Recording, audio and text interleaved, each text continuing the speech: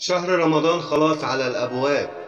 يعني مش عايزين حوارات وخناقات من غير أسباب. الشهر ده للعبادة والصوم والصلاة، مش للكلام الفاضي وقلة الأدب والمسخرة.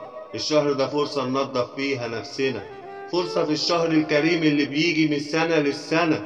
يعني نقرب من ربنا ونقول يا رب ارحمنا من الغلاء والوباء اللي احنا فيه.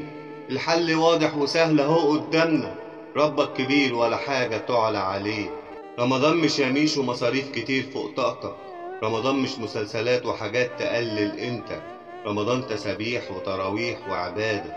رمضان يعني صيام وصلة أرحام بزيادة. جرب، يمكن الدنيا معاك تتغير.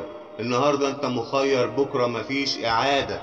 الشهر ده كله عروض وخصومات كتير من ربك، وعشان تحقق كل الشروط لازم تنظف قلبك. يعني تبطل كل حاجة حرام، يعني تتحلى بصفات الإسلام، يعني تصفي النية والضمير وتكتر من فعل الخير والإحسان. ومش أي حاجة تطلع من اللسان، يعني ما تنساش إنك في الأول وفي الآخر إنسان.